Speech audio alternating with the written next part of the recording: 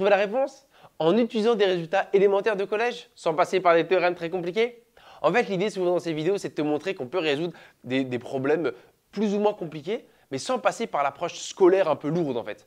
C'est juste avoir un peu d'instinct, bien remarquer les petites choses, avoir des petites connaissances quand même, et en fait aller au bout de ses idées. D'accord? Même si cette approche scolaire est souvent rappelée dans les commentaires, et je suis fan, continuez, j'aime beaucoup, d'accord? Et c'est ce qui permet de montrer la pluralité de la discipline et les différentes manières d'arriver à la solution. Donc c'est ça, continuez, d'accord? Moi, je continue à faire ma route pendant le chemin qui est pas mal et qui est souvent le plus rapide.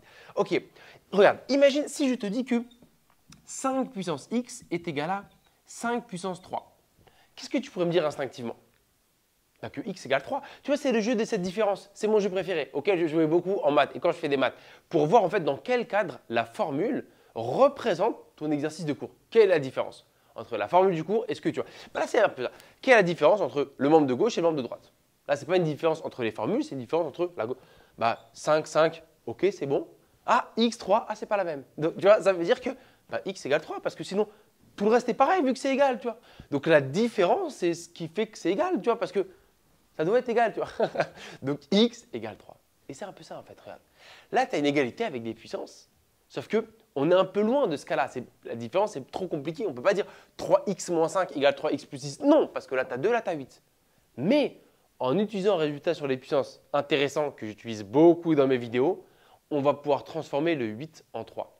Pourquoi? Parce que 8, c'est 2 au cube. Ça, on le sait normalement. 8, c'est 2 au cube. Voilà. Ça, tu devais le savoir. Et autre élément à savoir, tu devais connaître une propriété des puissances. C'est cette propriété des puissances que tu devais connaître et qui est la plus utilisée en maths, d'accord? Puissance de puissance, on multiplie les exposants. Et je t'ai dit que 8, c'était 2 puissance 3. Donc regarde, ce 8-là, je le transforme en 2 puissance 3.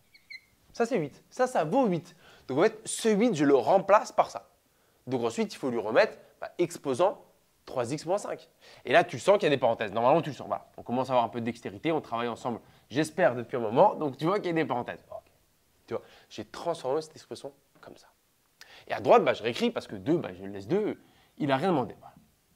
Et une fois qu'on est là, on va utiliser la propriété. D'accord? Puissance de puissance, je multiplie. Sauf que là, 3, il va multiplier tout le 3x moins 5. Donc, en fait, on le développe. Et je vais aller directement. Parce que là, regarde, c'est n fois p. Donc, si tu as des nombres, juste tu les multiplies. Mais là, c'est carrément une expression. Donc, le calcul, ça va être 3 fois 3x et 3 fois moins 5. Okay, donc, ça fait 2 puissance 9x moins, tu peux mettre le moins et faire 3 fois 5, c'est comme tu veux, 15. D'accord. Ça, c'est ce que donne le membre de gauche. Toujours égal à 2 puissance 3x plus 6. Voilà. Et là, c'est mon jeu de cette différence. On est content, on n'est pas content. Rien, tout pareil. Égal 2, 2. Et donc, instinctivement, on peut dire que cet exposant égale cet exposant. On peut dire que 9x moins 15 est égal à 3x plus 6. Ça, on peut le voir. Et c'est ce que je t'invite à faire quand tu fais des maths, d'accord? Ne pas croire qu'il faut à chaque fois une formule ou un théorème ou avoir bac plus 2 pour comprendre le truc. Non, tu vois, ton instinct te pousse à dire, fais-le. Et au pire, tu auras faute, de toute façon, c'est pas grave. Et voilà. Maintenant qu'on est là, j'utilise ma formule habituelle. C'est une petite équation toute gentille à résoudre, non? X d'un côté, nombre de l'autre. À gauche, je laisse le 9x.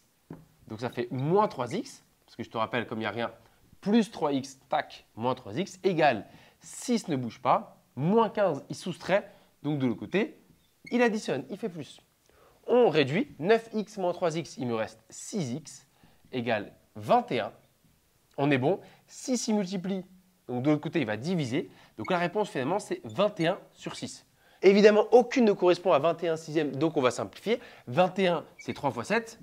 Et 6, c'est 3 fois 2. D'accord? Donc, je peux simplifier par 3. Il me reste donc 7 demi.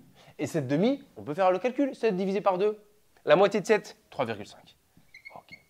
Et donc, finalement, la réponse attendue, c'était 3,5. Réponse B.